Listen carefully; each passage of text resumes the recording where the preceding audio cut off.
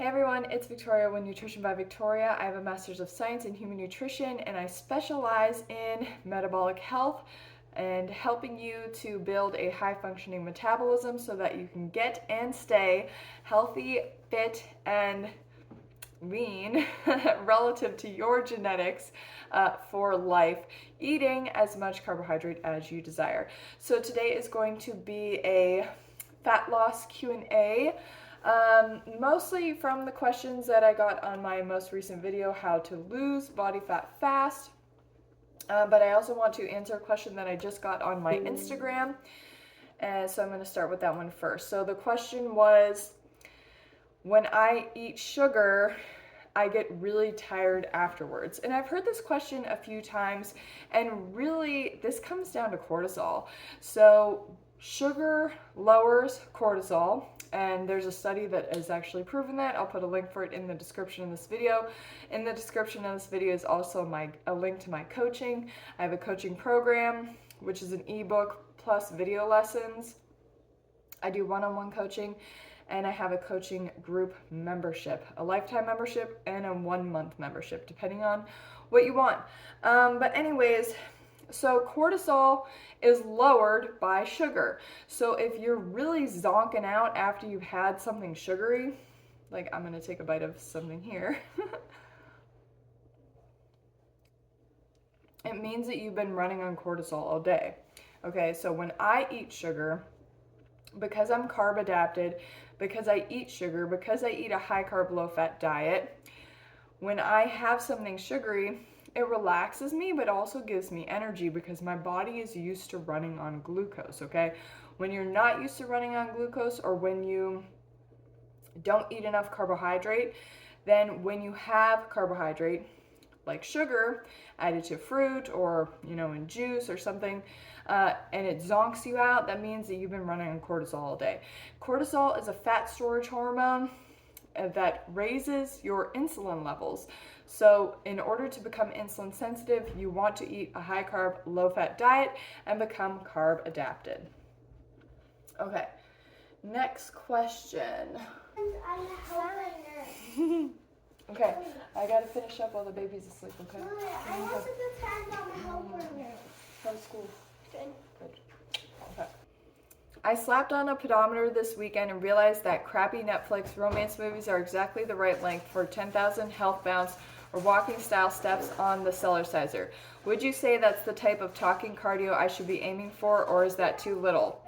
I say it's great. You gotta do what is practical for you to be able to do in your daily life, and getting in that 30 minutes of cardio every single day is going to be better than not getting it in. And I think it's better to get it in daily than it is to just get it all in one lump sum, right?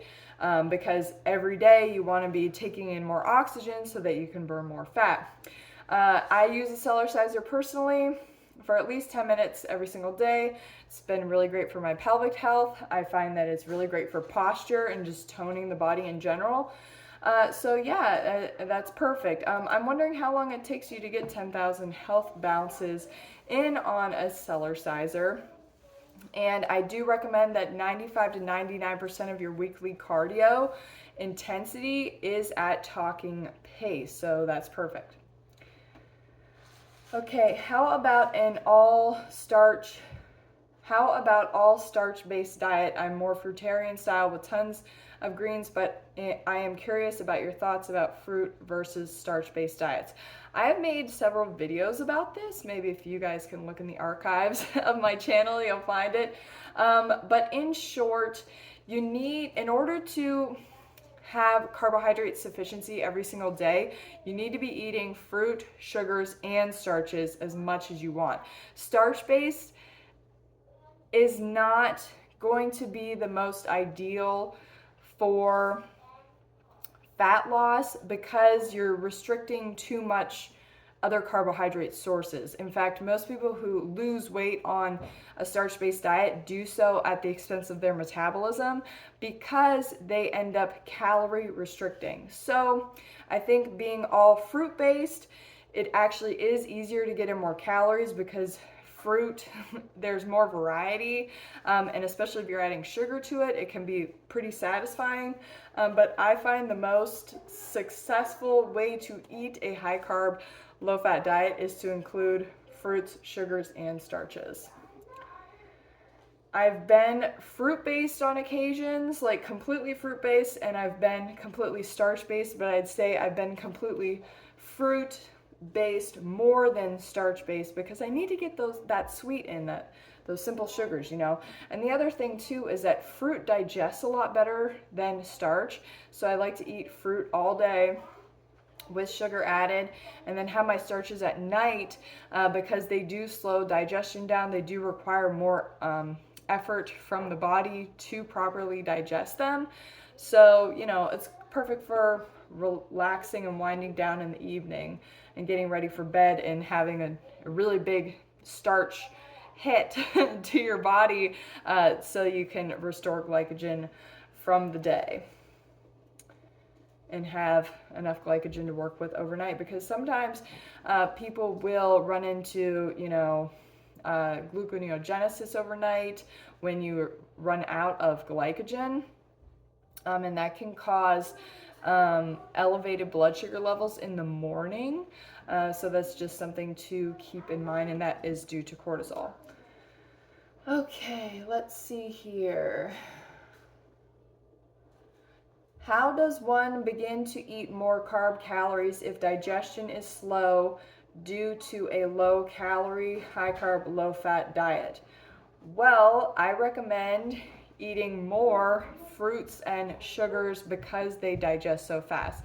In fact, sugar digests the best, and then fruit digests really well too. But if you find you're having issues digesting fruit, add sugar to the fruit. And also I recommend eating smaller but more frequent meals. Okay, really enjoying this. However, one thing makes me a bit hesitant to take on your approach fully. Authorities on cardiovascular health, like Caldwell-Esselstyn, maintain that among the foods that injure and impair endothelial function are sugar and fruit juice. What are your own thoughts on that? Is there evidence to the contrary of their clinical observations? This would be due to if sugar and fruit juice are being implicated to damage endothelial function, which would cause, you know, cardiovascular disease, it would be due to insulin resistance, not due to the sugar and fruit juice themselves. In fact, sugar dissolves completely in water, and fruit juice is just full of nutrition, antioxidants. Neither of them contain fiber, but we're not eating a fiberless diet. We're eating a diet that's sufficient in fiber, but also contains, you know, fruit juice, sugar, things like that.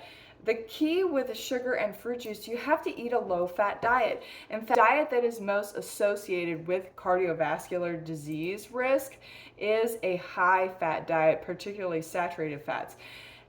And on a lot of fruit juice bottle labels, it will say, you know, that this has been approved by the American Heart Association. So, you know, I'm not so aware of Caldwell-Esselstyn's theory when it comes to that, but I can almost guarantee it's due to the impact of sugar on insulin resistance when somebody's consuming a diet where the dietary fat is not being controlled for.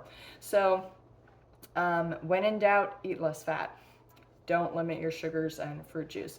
In fact, there has never been a study that has implicated that a low-fat, high-carbohydrate diet is associated with cardiovascular disease risk.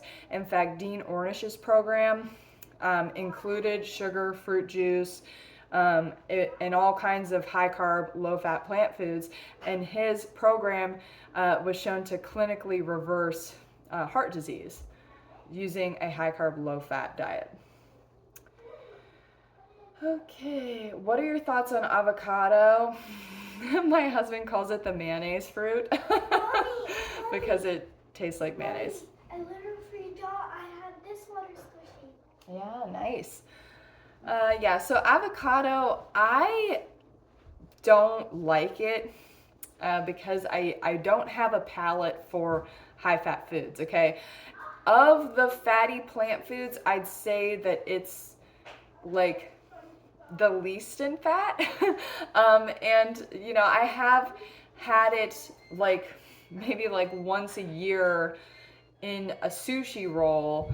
But I don't personally like avocados. Avocados can still contribute to insulin resistance because they are high fat. If you enjoy avocado, I would say to limit them to probably like a quarter of an avocado a day. But if you're not, you know, progressing with weight loss, then ditch the avocado completely. But yeah, it's a healthy food. It's a healthy fat, right? Good source of vitamin E. But you know, if you don't like it, don't eat it, is what I say. My kids don't really care for avocado too much. Violet will have it in sushi, but you know, it's the mayonnaise fruit. Like it's kind of, you know, slimy and yeah. If you like avocado, no hate. Okay, what about menopause? Okay, what about menopause? From what I understand, going into menopause with a healthy metabolism is your best bet because most women, let's be honest, have either been eating a high fat diet or calorie restricting their entire lives. Well, the majority of their lives, right?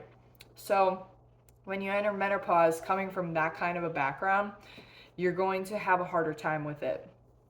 Of the cultures of women who have had the least amount of menopausal symptoms, it has been the cultures that have consumed a high carb, low fat diet for the majority of their lives, specifically women in rural Asia.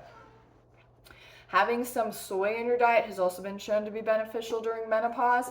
I recommend using soy sauce due to its low fat content as opposed to like tofu or things like that. Higher fat and protein foods are fine if you're underweight or maintaining weight, but if you're looking to lose weight, you want to cut the fat, you want to cut the protein.